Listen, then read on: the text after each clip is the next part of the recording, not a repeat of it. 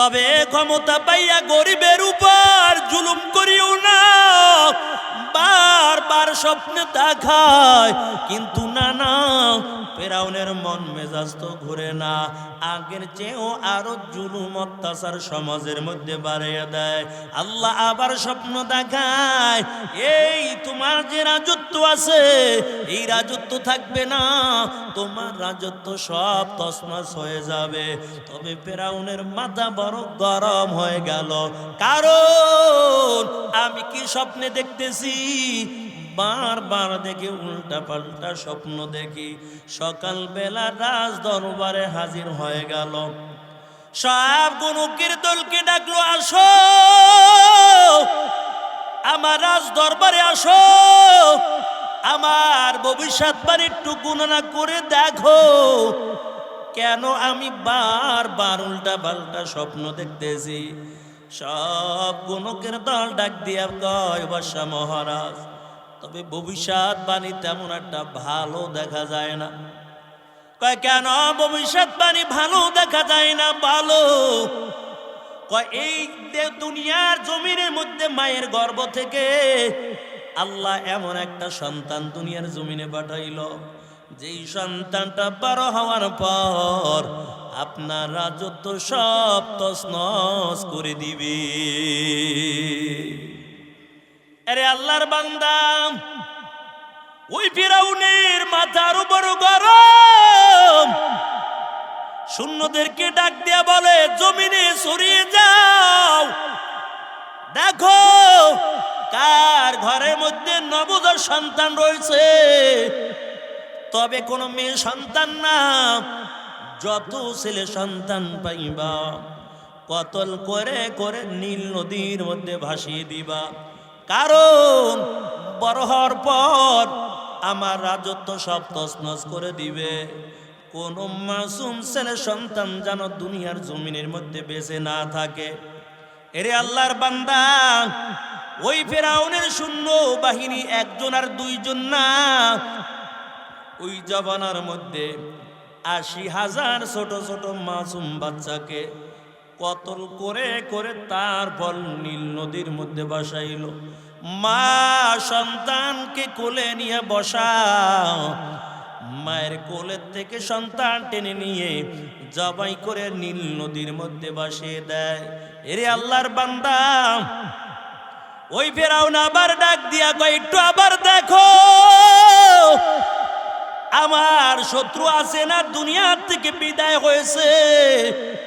আবার গণকের দল ডাক দিয়া কয়, ও বাদশা মহারাজ, যেই সন্তানকে মারার জন্য ৮০,০০০ ছোট ছোট মাসুম বাচ্চা কতল করলেন, ওই সন্তানকে এখনো মারতে পারেন নাই।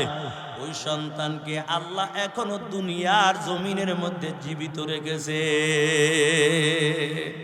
কাদের কুদরত দারি বর কামাল, আন্তা রব্বি আন্তা হাসবি জুল জালাল, তুহি কাদের জলিলুল্লাহ জাহাদার, বহরহাল তুহি মেরা নেগাদার। এরে নবীর আশিকের দল, ফেরাউন আবার ডাক দেয়া কয়, তাড়াতাড়ি জমিনের মধ্যে সরিয়ে যাও, দেখো এখনো কার ঘরের মধ্যে নবজাত সন্তান রয়েছে। সকালবেলা ফেরাউনের শূন্য বাহিনী হাঁটতে হাঁটতে মুসা নবীর বাড়ির দিকে চলে যায়। মুসা নবীর একটা বোন ছিল, নাম ছিল মরিয়ম। ওই মরিয়ম যখন সকালবেলা বাহির একটু বাড়ির সামনে যায়, নজর করে দেখতে পায় ফেরাউনের শূন্য বাহিনী আস্তে আস্তে মুসা নবীর বাড়ির দিকে আসতেছে। মরিয়ম একটা দৌড় দিয়া ঘরের মধ্যে চলে যায়, মাকে ডাক দিয়া বলে, মা, আমার ভাই মুসাকে আর বুঝি বাঁচানো সম্ভব না। মুসা নবীর মা ডাক দিয়া বলে, কেন? মরিয়ম ডেকে বলে, ও মা, ওই যে একটু নজর করে দেখো, ফেরাউনের শূন্য বাহিনী আমাদের বাড়ির দিকে আসতেছে। আমার ভাই মুসাকে যদি পায় কতল করে নীল নদীর মধ্যে ছেড়ে দিবে। মুসা পয়গম্বরের মা যখন নজর দিয়া তাকাইল, দেখে শত শত সৈন্যবাহিনী মুসা পয়গম্বরের বাড়ির দিকে আসতেছে। মুসা নবীর মা তাওয়াটা চুলার মধ্যে দিয়া রুটি বাজতেছিল। আর কোথায় মুসাকে লুকাইব? মুসাকে বুকের মধ্যে জড়ায়, একবার ডানে যায়, একবার সামনে যায়, পিছনে যায়, কিন্তু যেদিকে যায় মুসাকে লুকানের মতন জায়গা পায় না। কারণ এই শূন্য বাহিনী যদি আমার ঘরের মধ্যে ঢুকে যায় আর আমার সন্তানকে যদি দেখতে পায়, আমার সন্তানকে কতল করে নীল নদীর মধ্যে ভাসিয়ে দিবে। এরে আল্লাহর বান্দা, মুসা নবীর মা চিন্তার মধ্যে পড়ে গেল, আয় আল্লাহ, এখন কেমন করে আমার মুসাকে বাঁচাইব? আল্লাহ বলে, মুসার মা, তোমার কোনো চিন্তা করা লাগবে না। তুমি যেই চুলার মধ্যে তাওয়া দিয়া রুটি বাজতেছিলা, ওই চুলার মধ্যে মুসাকে লুকাইয়া আগের মতো রুটি বাজার বান ধরে তুমি বসে থাকো। এর নবীর আশিকের দল, মুসা নবীর মা আর কোনো উপায় পায় না। কারণ মায়ের দিলের মধ্যে সন্তানের এত মায়া, যার মা আছে সে বুঝে মা কি জিনিস, আর যার সন্তান রয়েছে মা জানে সন্তানের জন্য কত মায়া। এরে আল্লাহর বান্দা, দুনিয়ার জমিনে এমন নমুনা রয়েছে, সন্তান দুনিয়া থেকে বিদায় হয়ে গেছে তো মা পাগলের মতো এখনো রাস্তায় রাস্তায় ঘুরতেছে। কারণ সন্তান দুনিয়া থেকে বিদায় হয়ে গেছে, সন্তানের মায়া ওই মা বলতে পারে না, যার কারণে মা পাগলের মতো হইয়া রাস্তায় রাস্তায় ঘুরে। এরে যুবক ভাই, তোমাদের হাতে ধরেও বলে যাই, রে যুবক, যাদের মা বাবা জীবিত আছে, মায়ের দিলের মধ্যে কষ্ট দিবা না, বাবার দিলের মধ্যে কষ্ট দিবা না। মা বাবা জীবিত থাকলে মায়ের কাছ থেকে ক্ষমা নিয়ে যাইবা। মা যদি সন্তানকে ক্ষমা করে দেয়, ওই মায়ের দোয়ার উসিলা করে আল্লাহ তাআলা পরকালে সন্তানের জীবনে গুনাহ মাফ করে জান্নাতের ফয়সালা করে দিবে। এর নবীর আশিকের দল, মুসা পয়গম্বর মা চিন্তার মধ্যে পড়ে গেল, কোথায় মুসাকে লুকাইব? হঠাৎ করে কানের মধ্যে একটা আওয়াজ, ও মুসার মা, তোমার কোনো চিন্তা করা লাগবে না, তুমি এই চুলার মধ্যে মুসাকে লুকাইয়া রুটি ভাজার বান ধরে থাকো। মুসা নবীর মা আর কোনো উপায় পায় না। এই চুলার মধ্যে মুসাকে রাখার পর রুটি বাজার বান ধরে মুসা নবীর মা বসে আছে। ফেরাউনের সৈন্য বাহিনী ঘরের মধ্যে ঢোকার পর ভালো করে তদন্ত করলো, না না, এই ঘরের মধ্যে কোনো নাবালক সন্তানকে পায় না। আবার যখন ফেরাউনের সৈন্য বাহিনী বের হয়ে যায়, মুসা নবীর মা ডাক দিয়ে বলে, ও মরিয়ম, একটু নীল নদী থেকে পানি নিয়ে আইসা চুলার আগুনটা বন্ধ করে দেখো, তোমার ভাই মুসা আছে না জ্বলে পুড়ে গেছে। মরিয়ম যখন চুলার মধ্যে পানি দেয়, ওই চুলার নিচের থেকে মুসা নবীর কান্নার আওয়াজ ভেসে উঠে যায়। এর নবীর আশিকের দল, মুসা পয়গম্বরের মা মুসাকে বুকের মধ্যে চড়ায়, দুই গালের মধ্যে চুমুন খায় আর বলে, আল্লাহ, আজকে না হয় তুমি আমার মুসাকে বাঁচাইলা, আবার যদি আগামীকাল ওই ফেরাউনের সৈন্য বাহিনী আমার বাড়িতে আসে, আয় আল্লাহ, কেমন করে আমার মুসাকে আমি বাঁচাইব বলো। আয় আল্লাহ, তুমি যারা বাঁচানোর মালিক কেউ নাই, তবে তুমি আমার মুসাকে হেফাজত করিও। এমন করে করে মুসা নবীর মায়ের কান্নার আওয়াজ, এরে আল্লাহর বান্দা, এমন করে করে যখন রাত্র হয়ে যায়, আল্লাহ আবার স্বপ্নের মাধ্যমে দেখায়, ও মুসার মা, তোমার কোনো চিন্তা করা লাগবে না, তুমি একটা সিন্দুক বানাইবা, এই সিন্দুকের মধ্যে মুসাকে ঢুকাইয়া সাগরের মধ্যে ছেড়ে দেওয়ার দায়িত্ব হলো তোমার। আর ওই যে ফেরাউন মুসাকে মারার জন্য এত ষড়যন্ত্র করতেছে, ওই ফেরাউনের ঘরে লালন পালন করে বড় করার দায়িত্ব হলো আমি আল্লাহ।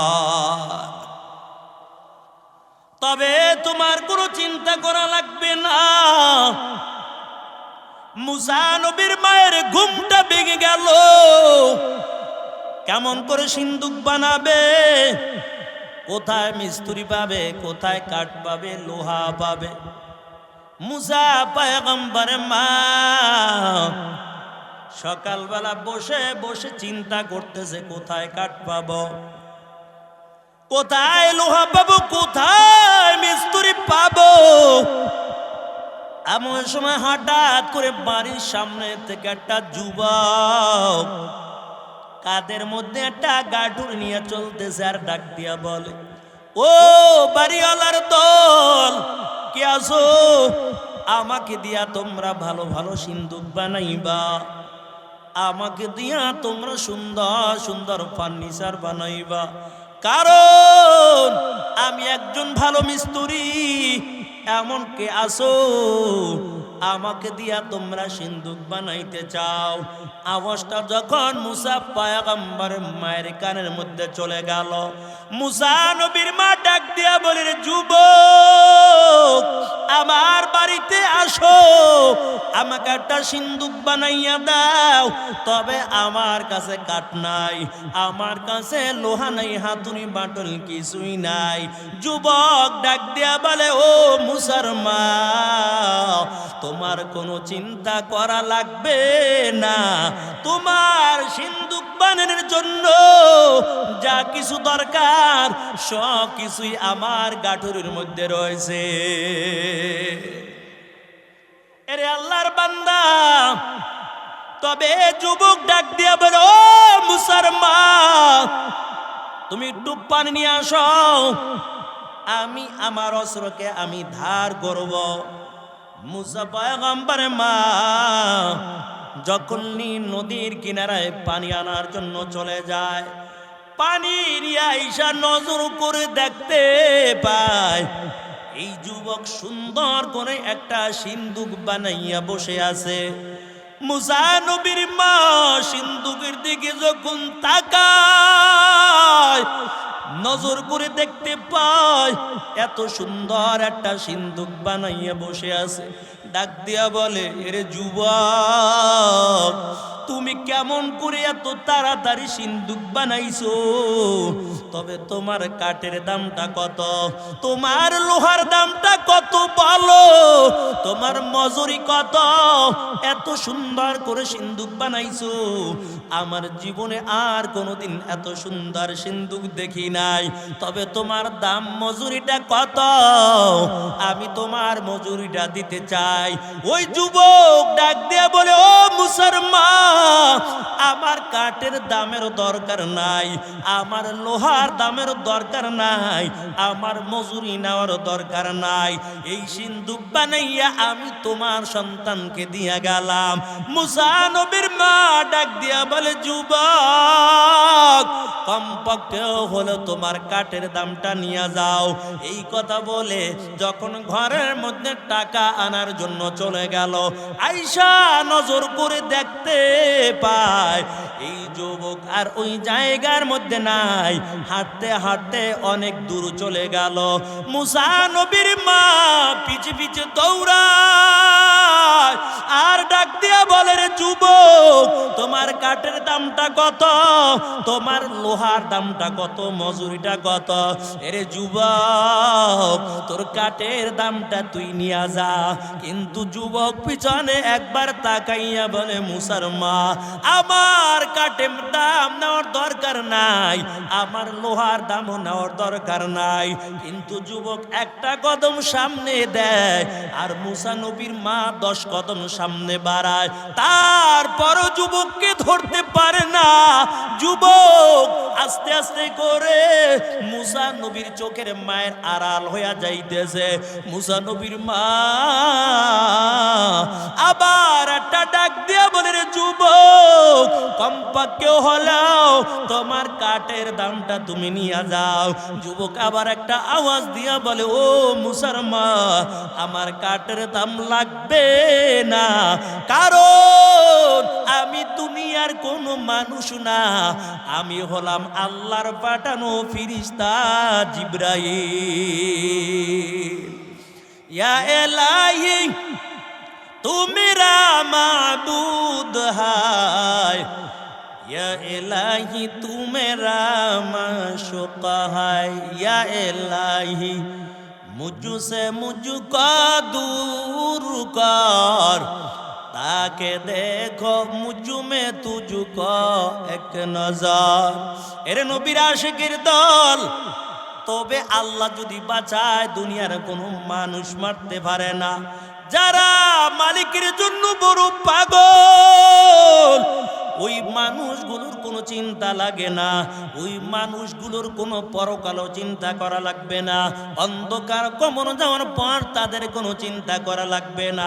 কারণ দুনিয়ার জমিনের মধ্যে একদল মানুষ রয়েছে টাকার পাগল, একদল মানুষ আছে ক্ষমতার জন্য বড় পাগল, এক পাগল।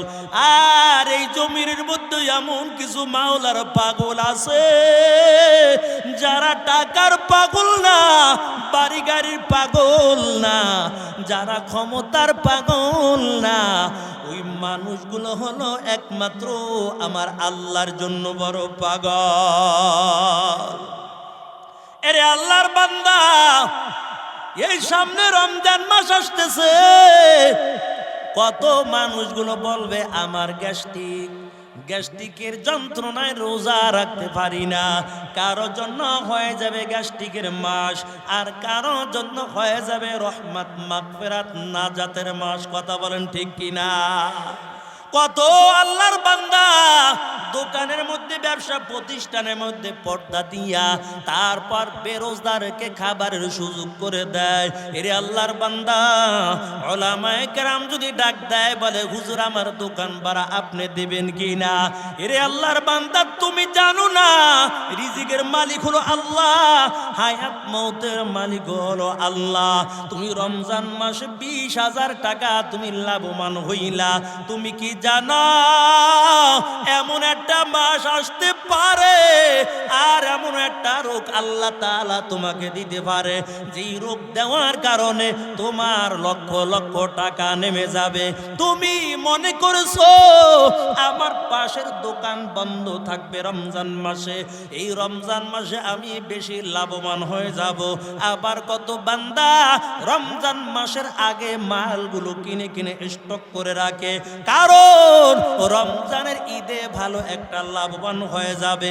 আবার আল্লাহর কিছু আশিক বান্দা রয়েছে যারা গভীর রাত্রে উঠিয়া 2 রাকাত নামাজ আদায় করার পর আমার মালিকের কাছে কান্না করবে আর বলবে মালিক আবার রমজান পাই কিনা জানা নাই, তবে এই রমজান মাসে রহমত মাগফিরাত নাজাতের মাসে আয় আল্লাহ তুমি আমাকে মাফ করে দাও। কয় বান্দা যদি এমন করে করে আল্লাহর কাছে দোয়া করে নেয়, এমনও হয়ে যেতে পারে ওই বান্দার জীবনে সব গুনাহগুলো মাফ করিয়া আল্লাহ তাআলা বান্দার নামটা জান্নাতি খাতার মধ্যে তুলে দিবে।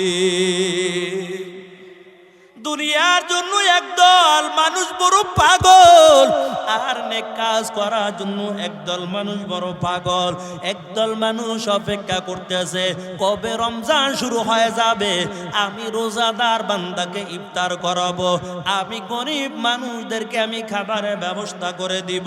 এরে আল্লাহর বান্দা, মায়ার নবী জানাইয়া দেয় একজন রোজাদার বান্দাকে যদি ইফতারের ব্যবস্থা করে দাও, কয় একটা খেজুর অথবা একটা গ্লাস শরবত দিয়াও যদি ইফতারটা করাও, আল্লাহর পয়গম্বর জানাইয়া দেয় একটা রোজা রাখার সওয়াব আল্লাহ আমল নামার মধ্যে দান করে দিবে। কয় একটা রোজার কত দাম! এরে আল্লাহর বান্দা, একটা রোজার এত দাম! কয় একটা কাক যখন দুনিয়ার জমিনের মধ্যে আসে ছোটবেলা থেকে আস্তে আস্তে ওখান থেকে যখন ওরা শুরু হয়ে যায়, যখন ডানা মেলে কাকটা উঠতে থাকে, এক দ্বারা বিরমহীনে একভাবে কাকটা যখন বাতাসের উপর উঠতেছে কয় এমন ভাবে উঠতে উঠতে আবার যখন কাকটা বুড়া হইয়া যখন দুনিয়া থেকে বিদায় হয়ে যাবে, কয় এই কাকটা যে শত শত বছর হায়াত পাইল একটা রোজা রাখার কারণে, ওই বান্দার থেকে একদম শত শত হাজার হাজার বছর আল্লাহ তাআলা তার থেকে জাহান্নাম দূরে সরাইয়া দিবে। এর টাকাওয়ালার দল, এই রমজান মাস আসতেছে, গরিব মানুষদেরকে ইফতারের ব্যবস্থা করে দিবা। তুমি যখন সন্ধ্যা হয়ে যায় কত রকমের ফল ফ্রুট দিয়া ইফতার করতেছো, তুমি কি জানো তোমার ঘরের পাশেও এমন আল্লাহর বান্দা রয়েছে যারা দামি দামি ফল ফ্রুট দিয়া ইফতার করতে পারে না? এমন একটা ঘটনা পড়লাম, আল্লাহর একজন বান্দা বড় গরিব, মানুষের বাড়ি কাজ করে করে জীবনটা চালায়, কিন্তু আল্লাহর বান্দা নিজেও রোজা রাখে, বিবিও রোজা রাখে। আল্লাহর বান্দার ছোট ছোট দুইটা মাসুম সন্তান রয়েছে, স্বামী স্ত্রী রোজা রাখার পর ওই ছোট্ট সন্তান দুইটাও ডাক দিয়া বলে, মা আমাকে ভোর রাত্রে জাগাইবা, আমিও আগামীকালের জন্য রোজা রাখবো। আমাদের সন্তানরাও কিন্তু এমন আছে, যদিও ছোট কিন্তু মাকে বলে, মা আমি রোজা রাখবো। অনেক সময় মা বলে, তোর চেহারা শুকনা হয়ে যাবে, তোমার রোজা রাখার দরকার নাই। এমন ওই সন্তান দুইটাও দিলের মধ্যে আসা, মাকে ডাক দিয়া বলে, মা আমাকে তুমি ভোর রাত্রে জাগাইবা, আমি খানা খাইবো, আমিও আগামীকাল রোজা রাখবো। আল্লাহর ওই ছোট বান্দা দুইটাও রোজা রাখলো, স্বামী স্ত্রী দুজন রোজা রাখলো। কিন্তু যখন সন্ধ্যা হয়ে যায়, বাচ্চা দুইটা বাবার কাছে ডাক দিয়া বলে, আব্বু আজকে তো রোজা রাখলাম, তবে কি দিয়া আজকে ইফতার করব বলো? বাবাই চিন্তা করলো, ইফতারে তো তেমন কোনো ব্যবস্থা নাই, কারণ সন্ধ্যা হয়ে গেলে আমরা ভাত দিয়া খাবার দিয়া ইফতার করি, কোনোদিন একটু চিরার পানি দিয়া তারপরে ইফতার করে নেই। কিন্তু আজকে তো বাচ্চা দুইটা রোজা রাখলো, এই বাচ্চা দুইটাকে ভালো কি দিয়া ইফতার করাইব? তবে চলে গেল পাশের এক টাকাওয়ালার বাড়ি, ডাক দিয়ে বলে, রে ভাই আমাকে কিছু টাকা তুমি কর্জে হাসানা হিসেবে দাও, কারণ এই রমজান মাসে আমার ব্যবসা প্রতিষ্ঠানও বন্ধ, আমি তেমন ব্যবসাও করতে পারি না, আমার সংসার চালাইতো বড় কষ্ট হয়ে যায়, আমার ছোট ছোট দুইটা নাবালেগ সন্তান রোজা রেখেছে, ভালো ইফতারও ব্যবস্থা করতে পারি না, তবে ভাই আমাকে কিছু টাকা হাওলাত দাও। ওই আল্লাহর বান্দা ডাক দিয়া বলে, এরে গরিব, তোমরা তো শুধু মানুষের কাছ থেকে হাওলাত করতে জানো, মানুষের কাছ থেকে ধার নিতে জানো, তোমরা তো টাকা রুজি করতে কত কষ্ট তা জানো না।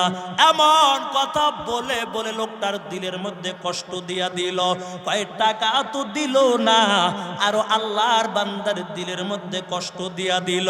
আল্লাহর বান্দা বাড়ির দিকে যায় আর চোখের পানি ছেড়ে দিয়া কাঁদে আর বলে, আল্লাহ তুমি জমিনের মধ্যে বানাইছো বড় গরিব।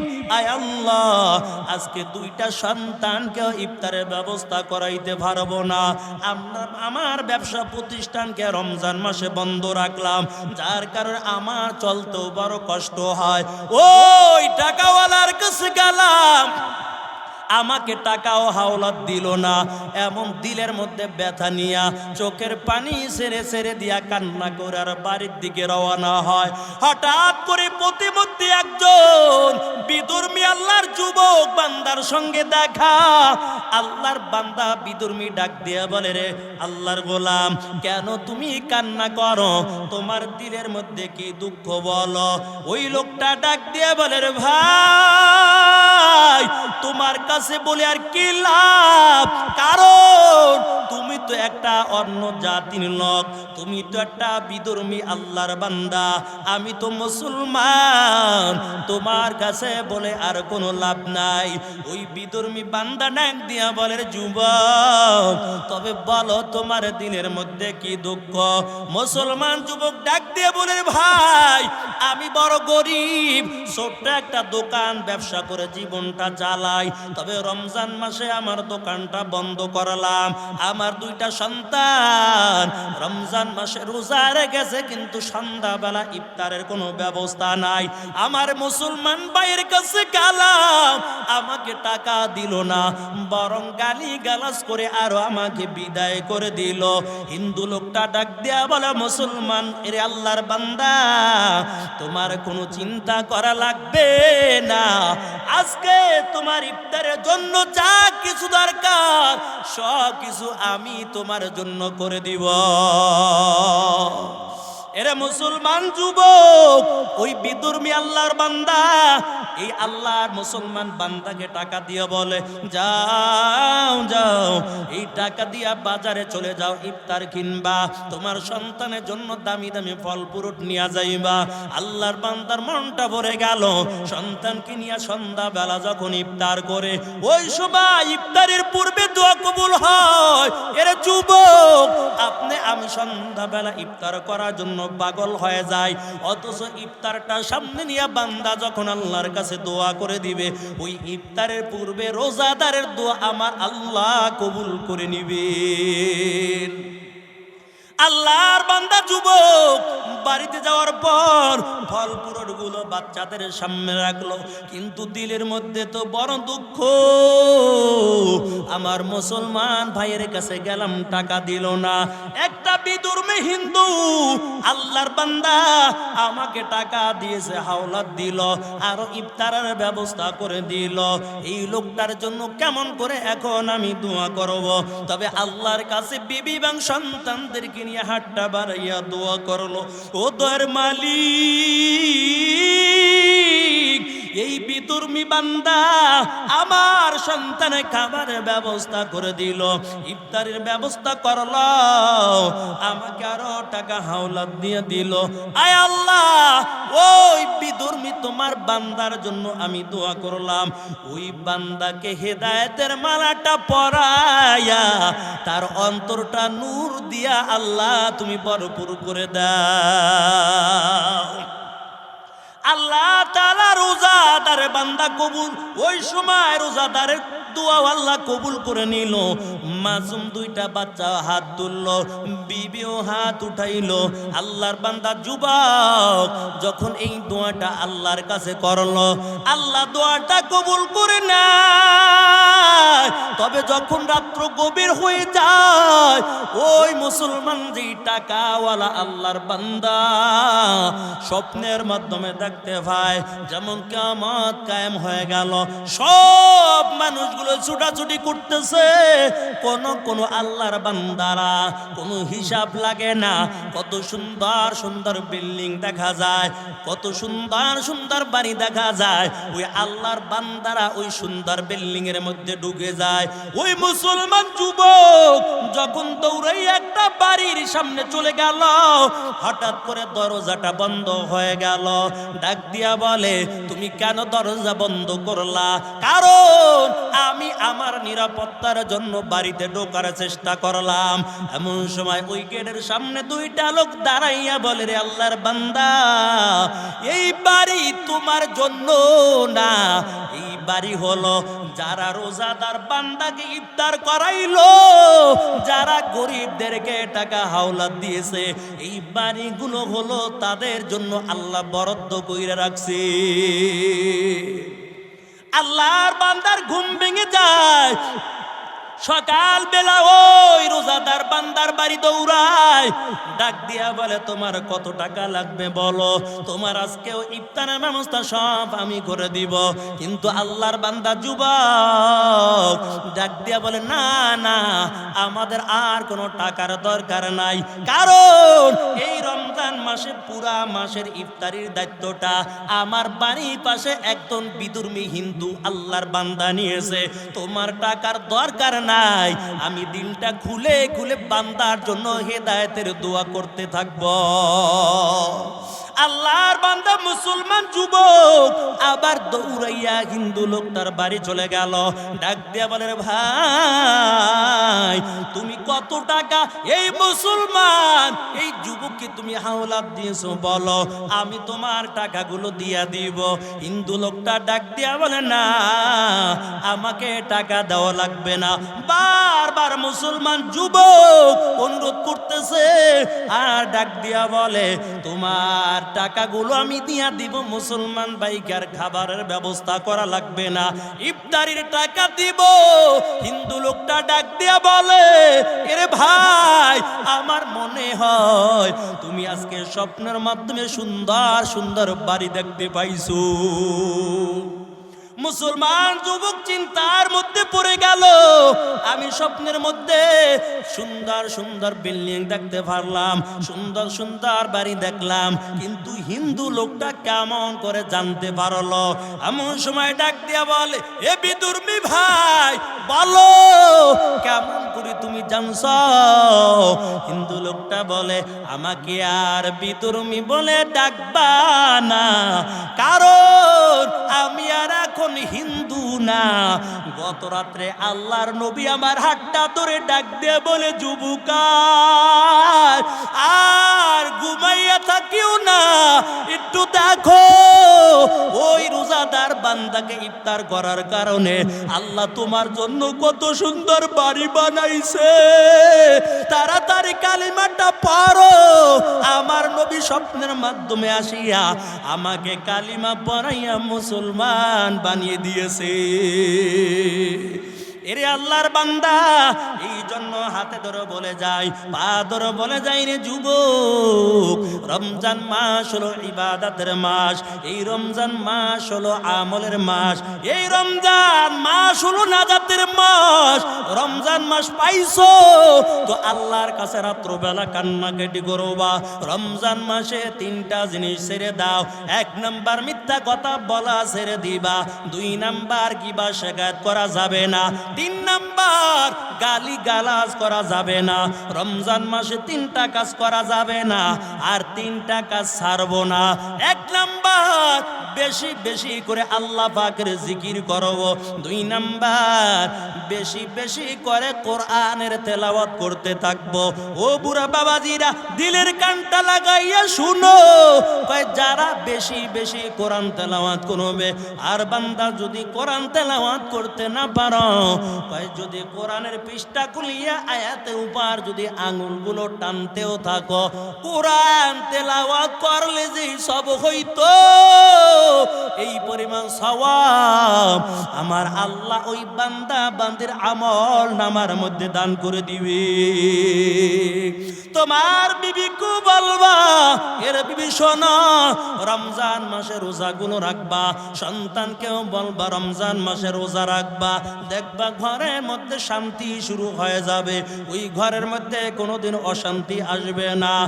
তুমি যদি আর অশান্তি তো এই জন্য আসে, দুনিয়ার জমিনে তো দুনিয়াদার দেখা বিবাহ করেছো, দিনদার দেখা বিবাহ করতে পারো না। ওই যদি দিনদার দেখা বিবাহ করতা,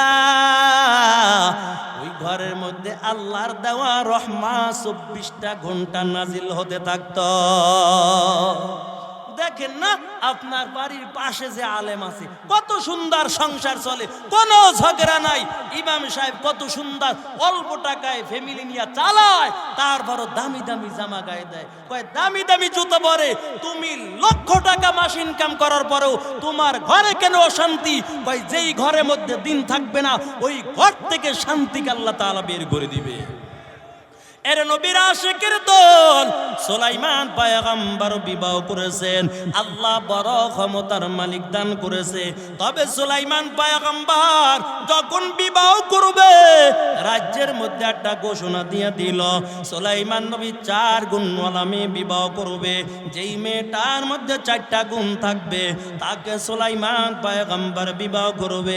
এরে আল্লাহর বান্দা, তুমিও যদি সুলাইমান নবীর মতো 4 গুণওয়ালা মেয়ে বিবাহ করতে পারো, তোমার আর কোনো চিন্তা করা লাগবে না। শান্তির জন্য মাজারে যাওয়া লাগবে না, শান্তির জন্য হুজুরের কাছে দোয়া চাওয়া লাগবে না। অটোমেটিক ভাবে তোমার ঘরে শান্তি নাজিল হতে থাকবে। সুলাইমান পয়গম্বর ঘোষণা দেওয়ার পর 4 গুণওয়ালা মেয়ে বিবাহ করব। এরে আল্লাহর বান্দা, রাজ্যের আনাচে কানাচে সংবাদটা চলে গেল। তবে 2 গুণওয়ালা মেয়ে পায়, 3 গুণওয়ালা মেয়ে পায়, 4 গুণওয়ালা মেয়ে পায় না, বিবাহ করতে পারে না। ওই রাজ্যের মধ্যে একদল জেলে ছিল, নদীর মধ্যে মাছ ধরে ধরে জীবনটা চালাইতো। এই জেলের কানের মধ্যে আওয়াজটা চলে গেল, সুলাইমান নবী 4 গুণওয়ালা মেয়ে বিবাহ করতে চায়।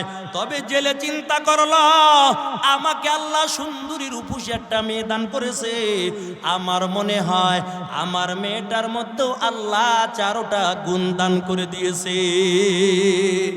জেলে বাড়িতে যাওয়ার পর বিবির সঙ্গে পরামর্শ করলো, এর বিবি শুনো, তবে এই রাজ্যের বাদশাহ সুলাইমান পয়গম্বর 4 গুণওয়ালা মেয়ে বিবাহ করতে চায়, আমার মেয়েটার মধ্যে আল্লাহ 4টা গুণ দান করেছে। তবে বিবি, আমার মনে চায় সুলাইমানের কাছে বিয়ার প্রস্তাবটা নিয়ে যাব। বিবি ডাক দিয়ে বলে, না না, কারণ সুলাইমান তো তামাম দুনিয়ার একজন বাদশাহ, কোনোদিন আমার মেয়েকে বিবাহ করার জন্য রাজি হবে না। জেলেও চিন্তা করলো, আসলে তো কথা সত্য, তবে চিন্তা করিয়া জেলেও চিন্তা করলো, না না, তাহলে সুলাইমানের কাছে বিয়ার প্রস্তাব নেওয়ার দরকার নাই। তবে আওয়াজটা যখন মেয়ের কানের মধ্যে চলে যায়, মেয়েটা ডাক দিয়া বলে, মা, কোনো চিন্তা করা লাগবে না, কারণ আমি সুলাইমানের কাছে বিয়ার প্রস্তাবটা পাঠাইব। যে আল্লাহ সুলাইমানকে ক্ষমতার মালিক বানাইলো, ওই আল্লাহ যদি চায় সুলাইমানের বিবি হিসাবে আমাকে কবুল করে নিতে পারে। এরে আল্লাহর বান্দা, মেয়েটা একটা চিঠি লেখা সুলাইমানের কাছে পাঠায়।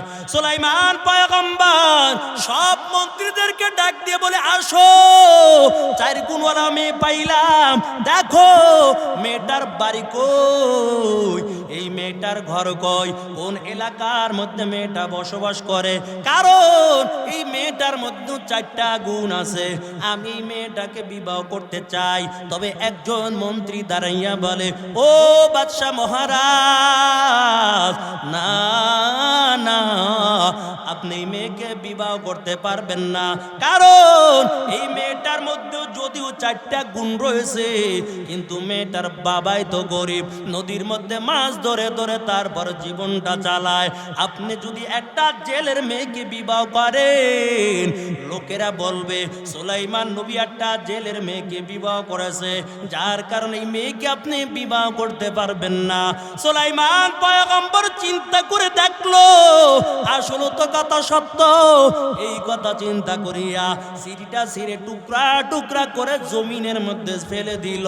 কিন্তু আওয়াজটা যখন মেয়ের কানের মধ্যে চলে যায়, মেয়েটা 2 রাকাত নামাজ আদায় করার পর আল্লাহর কাছে দোয়া করে আর বলে, মালিক তুমি আমাকে গরিব বানাইছো, আয় আল্লাহ সুলাইমানকে তো টাকার মালিক বানাইলা, তবে আমি গরিবের সন্তান দেখিয়া সুলাইমান আমাকে বিবাহ করার জন্য রাজি হয় নাই, তবে তোমার কাছে হাত বাড়াইয়া দোয়া করলাম, আয় আল্লাহ সুলাইমান নবী আমার বিয়ার প্রস্তাবের চিঠিটা ছিঁড়ে টুকরা টুকরা করলো, তবে তোমার কাছে আমি আবদার জানাই ওই সুলাইমানকে গরিব বানাইয়া আমাকে টাকার মালিক বানাইয়া সুলাইমানের বিবি হিসাবে তুমি কবুল করে না। আল্লাহ দোয়াটা কবুল করেছে।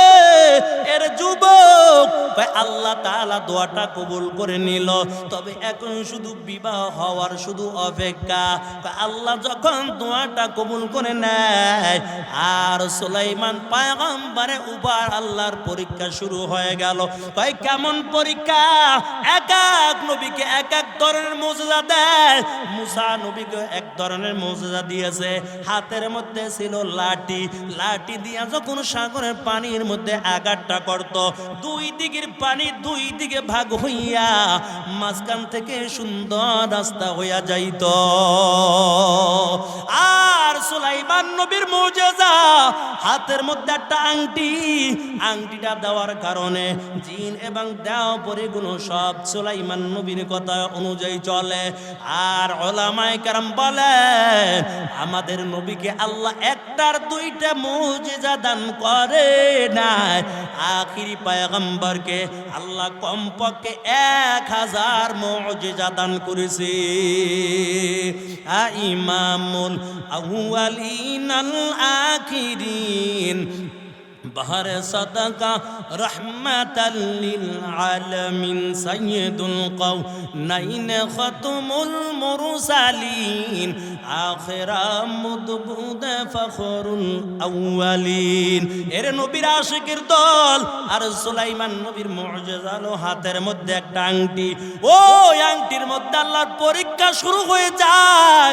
আল্লাহ কিছু শর্ত লাগায়, ও পয়গম্বর আংটি নিয়ে আপনি অমুক জায়গায় যেতে পারবেন না, এমন কিছু কিছু জায়গা আল্লাহ নির্ধারণ করে দিলেন, আংটি নিয়ে ওই জায়গার মধ্যে যেতে পারবেন না। সুলাইমান পয়গম্বর বড় পরীক্ষার মধ্যে পড়ে গেল। এই আংটি কার কাছে রাখবো? তবে বিশ্বাসস্থ একজন খাদেম রাইখা দিল। যদিও কোথাও যাইতো আংটিটা খাদেমের কাছে দিয়া যাইতো, আবার আইসা আংটি চাইতো তো আংটি ভাইয়া যাইতো। এরে আল্লাহর বান্দা, তবে রাজ্যের মধ্যে চালাক শয়তান একটা জিন চিন্তা করলো, সুলাইমান নবী যেহেতু আংটিটা খাদেমের কাছে দিয়া যায়, এই আংটি যদি চুরি করতে পারি আর সুলাইমান নবীর কোনো ক্ষমতা থাকবে না, বরং সব ক্ষমতার মালিক আমি হয়ে যাব। এই চিন্তা করার পর আংটি চুরি করার একটা কৌশল খাটাইল। ওই সুলাইমান নবী যখন আংটি খাদেমের কাছে দিয়া যাবে, আমি সুলাইমানের রূপ ধরিয়া ওই খাদেমের কাছ থেকে আংটিটা চুরি করব।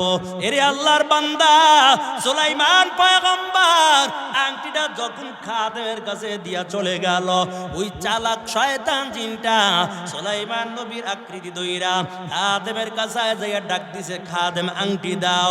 খাদেমের কাছে যখন আংটি চায়, সুলাইমান মনে কইরা আংটিটা দিয়া দিল।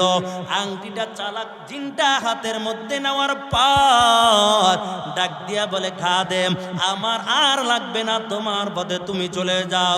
আর আমি আংটি নিয়ে সিংহাসনে চলে গেলাম। তবে শুনো, একটা সংবাদ জানাইয়া যায়, এই রাজ্যের মধ্যে কিন্তু একজন নকল সুলাইমান বের হয়ে গেছে। দেখতে কিন্তু আমার মতন দেখা যায়, পরে যেই জায়গায় পাইবা ওই জায়গায় উত্তম মাধ্যম সাইজ করবা, না হইলে তো সমাজের মধ্যে ভেজাল লাইগা যাবে। এরে আল্লাহর বান্দা, এই কথা বলার পর আংটিটা নিয়ে ওইরা সিংহাসনে চলে যায়। সুলাইমান নবী আইসা খাদেমের গায়ে, খাদেম আংটি দাও। কয় কি এর আংটি দিমু?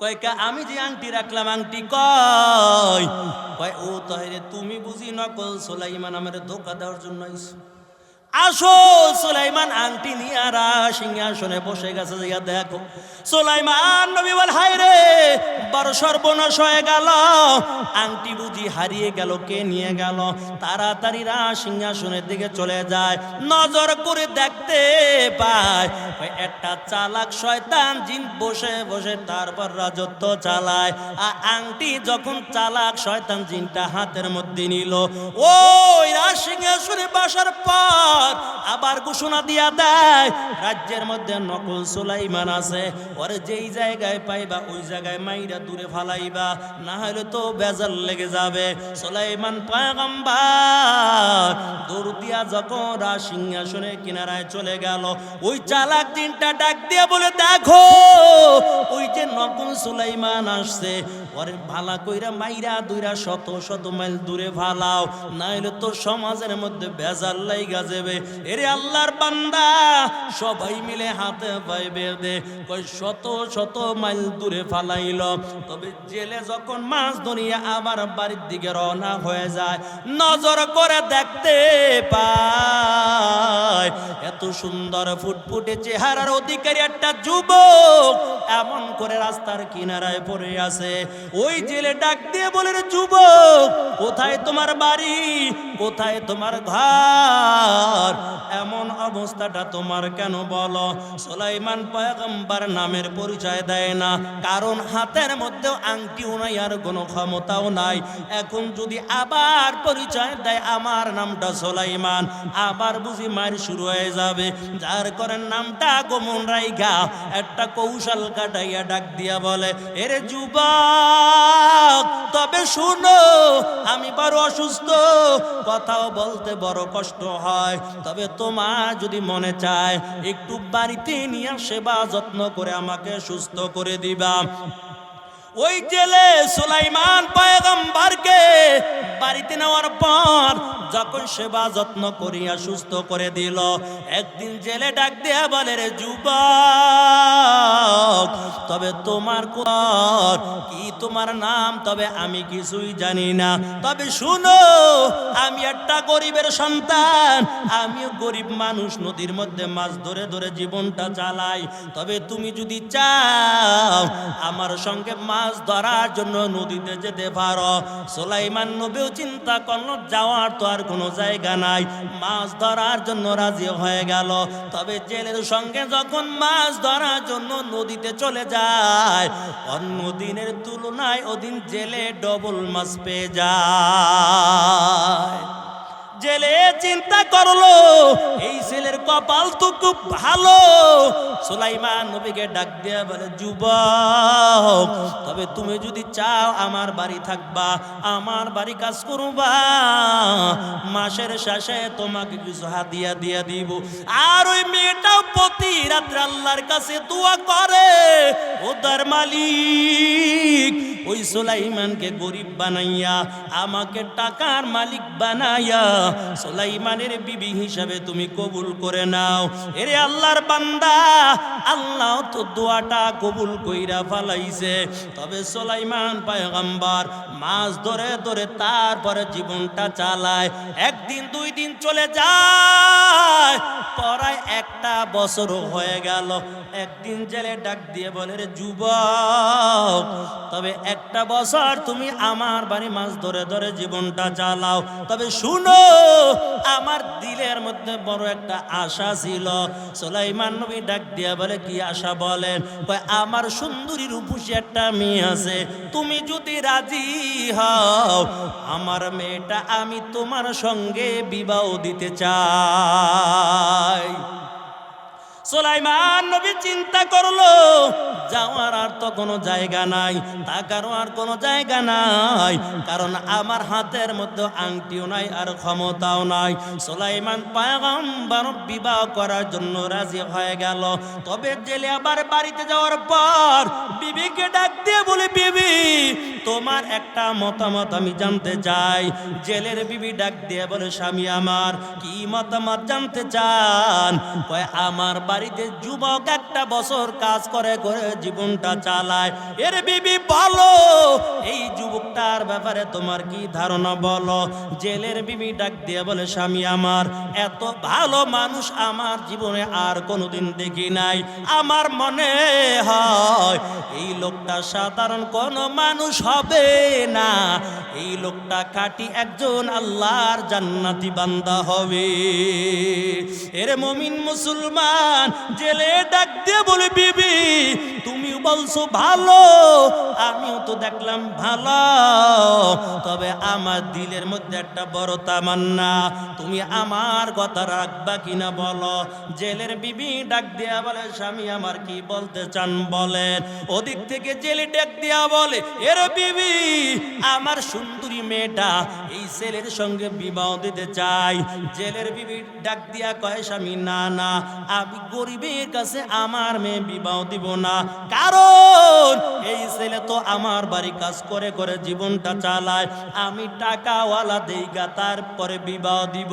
এর আল্লাহর বান্দা, কারণ নারীদের মধ্যে দুইটা জিনিসের লোভ বেশি, একটা হলো টাকার লোভ আর একটা হলো স্বর্ণের লোভ। এই জন্য আমাদের সমাজেও মাঝে মাঝে দেখা যায় কয় একটা দুইটা বাচ্চাও রাইকাও টাকাওয়ালা দেইগা আর একজন যুবকের লগে হিজরত কইরা চইলা যায়। কয় কি রে, কেন হিজরত করছো, কেন সন্তান রাইকা ভাইগা গেলি? কয় আমার কি ভবিষ্যৎ আছে না? এরে আল্লাহর বান্দা, নারীরা হলো টাকার কাছে বড় দুর্বল, টাকা দেখলে তারা বড় পাগল হয়ে যায়, টাকার জন্য তাদের মায়া বেশি। আর একটা হলো স্বর্ণের প্রতি মায়া বেশি। এরে আল্লাহর বান্দা, জেলে চিন্তা করলো আমার বিবির মধ্যেও তো টাকার লোভ, এমন নরম কথা বলে রাজি করানো যাবে না, তবে আস্তে আস্তে কৌশল করে করে রাজি করলো। এখন জেলেও রাজি, ছেলেও রাজি, আর বিবিও রাজি। দরকার শুধু একজন কাজীর। সকালবেলা কাজী আইনা বিবাহটা হয়ে গেল। তবে আজকে তাদের বাসর রাত। এরে আল্লাহর বান্দা, বাসর ঘরটা সাজাবে এমন কোনো মালামাল নাই। রাত্রবেলা কি খাবে, ঘরের মধ্যেও কোনো খাবারের ব্যবস্থা নাই। তবে দেশের অবস্থা তো 12টা বাইজা গেছে, কারণ ওই চালাক শয়তান জিনটা আংটিটা চুরি করিয়া একটা বছর রাজত্ব চালায়। কয় দেশে চাউলের দাম বেশি, লবণের দাম বেশি, তেলের দাম বেশি, মারামারি কাটাকাটি, হিংসা বিদ্বেষ, জুলুম অত্যাচারে মানুষগুলো শিকার। লোকেরা ডাক দিয়া বলে আমাদের সুলাইমান তো এমন জুলুম অত্যাচার করতে পারে না। কি ব্যাপার, চিন্তার মধ্যে পড়ে গেল। ওদিক থেকে সুলাইমান পয়গম্বর একজন জিনদের মধ্যে শক্তিশালী খাদেম ছিল। এই খাদেম জিনটা চিন্তা করলো, মাঝে মাঝে সুলাইমান নবী আমাকে ডাকতো, একটা বছর হয়ে গেল সুলাইমান নবী তো আমাকে ডাকে না, আমি তার খেদমতেও যেতে পারি না। না জানি সুলাইমান পয়গম্বর আমার উপর রাগ করেছে। তবে আজকে আমি সুলাইমানের কাছে যাইব, সুলাইমানের দরবারে হাজির হয়ে যাব। ওই সুলাইমান নবীর খাদেম জিনটা যখন রাজ সিংহাসনে হাজির হয়, নজর করে দেখতে পায় এ তো আসল সুলাইমান ক্ষমতায় নাই, এ তো জিনদের মধ্যে বড় একটা বাটপার বসে বসে রাজত্ব চালায়। ওই খাদেম জিনটা ডাক দিয়ে বলে, কই আমাদের সুলাইমান কই, তুমি কেন রাজ সিংহাসনে বসা?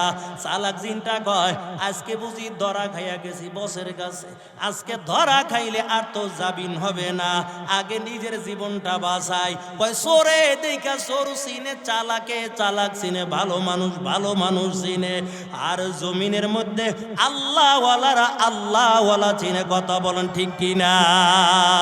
আউলিয়ারা কারে উকবা ইখতিয়ার, জাহেলারা কারে দুনিয়া ইখতিয়ার, মাইলে মোমেন সুয়ে মোমেন মিশাওয়াত, মাইলে কাফের সুয়ে কাফের মিশাওয়াত।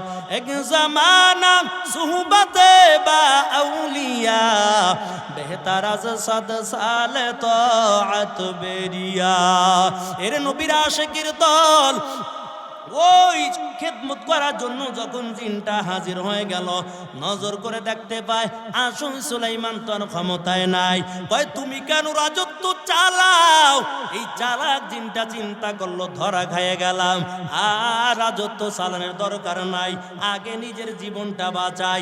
এই চিন্তা করিয়া রাজত্ব চাইরা সিংহাসন চাইরা আগে দিছে দৌড়। হঠাৎ করে নজর করে দেখতে পায় সুলাইমান পয়গম্বর আংটিটাও হাতের মধ্যে দেখা যায়।